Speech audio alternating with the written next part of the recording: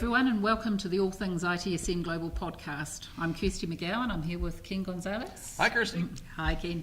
And Carlos Casanova. Hi, Kirsty. And our guest right now is Kaimar Karu, who is Head of ITSM at Excelos. Indeed. Hi. I'm sure most people watching this already know. Yeah, probably. So, Kaimar, we've heard a lot of work that you've been doing, especially around the practitioner type area. Can you kind of speak to that a little bit? The qualifications and the work that you've been doing in that space. Okay, so the past 1.5 years, more or less, we have been listening to the community, the feedback on our qualification, the content we have, and one of the comments that came out quite often was when people pass their foundation and go back to the office, they have a huge load of great ideas. Yeah. But they don't actually know where to start. Mm-hmm. So should they improve that, or how do I sell the idea to the stakeholders? So the new qualification is there to address this question. So essentially the next step after foundation, to give you the tools to apply all that knowledge in your workplace. So it's meant for any role in ITSM, so it's not just about, change manager or incident manager or any other role. It doesn't give you the detailed guidance on you need to tweak that process this way, but more about the tools of how you can use it for any process, any area in ITSM, how to figure out what to improve, who to talk to, how to find supporters in the organization for the initiative, and how to address this all as continual improvement with small steps rather than a huge IT implementation project which runs for 5 years and makes little sense from the beginning because nobody knows what you want to achieve. Right? So where does the practitioner fit into the overall framework towards the ITIL expert? Does it have a points value there? So it does. We haven't yet decided what the points value will be. Yeah. So it will sit after foundation, but not before intermediates. So you don't need to take the practitioner to take the intermediates. But the points you get for practitioner will count towards the expert as well. Right. Okay. But the final complexity of the exam will decide how many points we will award. And the exam will test practical application skills. So it's not going to be a theory-based exam. It's going to test the actual practical skills. Right. I know that anybody that's followed you for any length of time knows that you have a very tight connection into the DevOps community. And is it fair to say that exposure and that influence is going to be reflected in the practitioner qualification itself? Elements of, yes. So our approach with DevOps and Lean and Agile and some other things is we don't want to have a qualification which is just on something. We want to make sure that it all is in context. So the practitioner will have elements of the DevOps philosophy around collaboration and these things in there as well as Lean. So practitioner is built around the principles of continuous service improvement, right? Which is very well aligned with Lean's Kaizen approach. So, but everything in context rather than just for its own sake, because that kind of wouldn't make sense, I think. Yeah, and given the current structure of the qualification scheme and that the practitioner's additional to that, I know there's also some things that you've been talking about with regards to the continuing professional development. And this, it seems to me to be a very important piece for practitioners in the field, because if we're not continually learning and growing and adapting, we're generally decaying. How do you see that's going to play into the? So we kind of again, one of the parts of the feedback from the market was when somebody has taken the foundation certification in the past, or maybe they reached the expert level, but a long time ago. How current is their knowledge compared to someone who has taken just recently. So the CPD will address this to make sure that people keep themselves up to date around all the changes, all the news in the industry, keeping themselves current. So someone who has taken the foundation, let's say 5 years back, but has kept themselves current, will have the same knowledge base as anyone who takes foundation today. So it's not like stored knowledge from years back. Yeah. Okay. So will the CPD stuff, to go into a little more deep, is that targeting more the theoretical side, the practical side, both, or it depends on which track the individual wants to take? I would say it kind of addresses both. Okay. So there will be practical elements for everything we do going forwards. The CPD will help with the career planning and career path thing. So it gives you advice on what qualifications might make sense for you in that role if you want to acquire those skills or do that kind of job. Qualifications, additional reading, some publications, all these things. But try kind of tying it all together rather than just giving you a random list of things which then you need to figure out which one to do and which one not, kind of more, and kind of showing how you can actually use this as well. Nice. And it's not just collecting points, right? Right.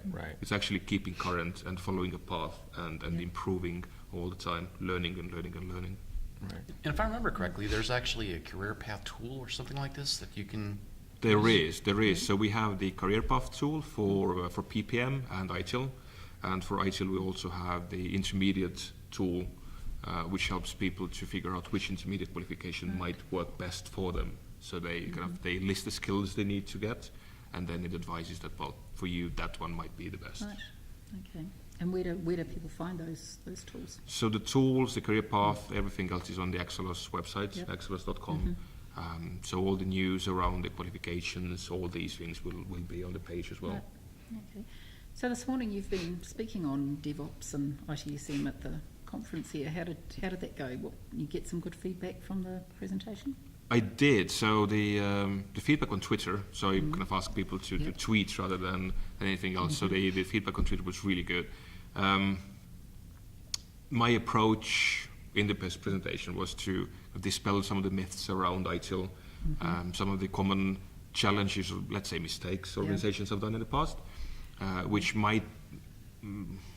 didn't actually make much sense even then.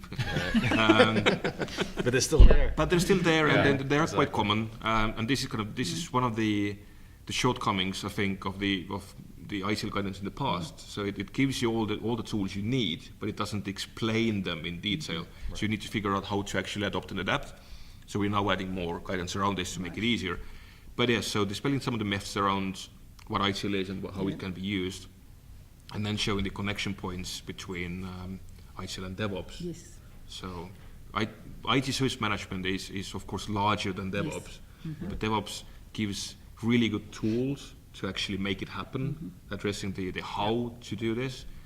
So yeah, I think it's like in the industry, it's really good to have it, putting the focus back on people as well, which is extremely important, and often ignored.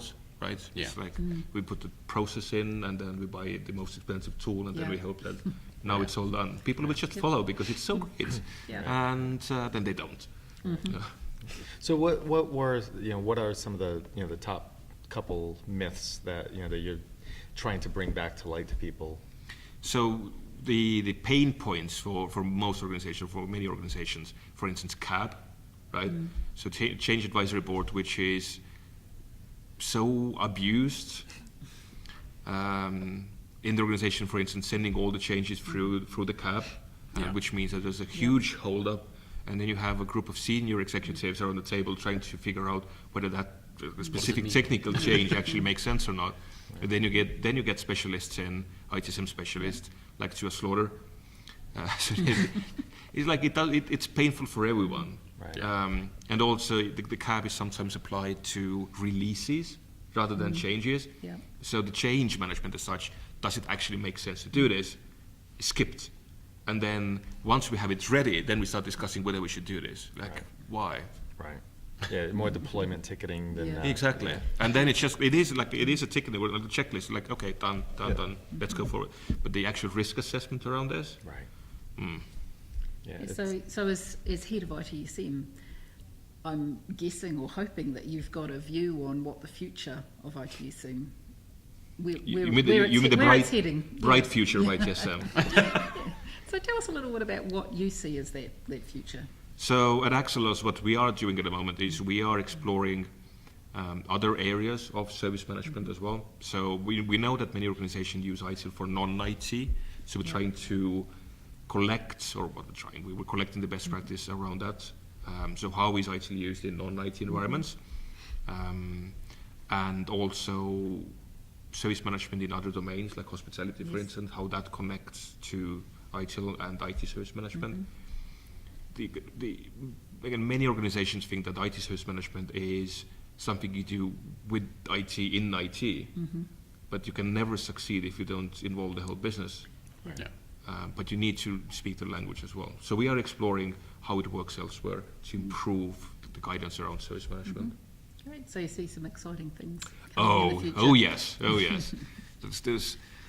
The coming years will be great. Yeah.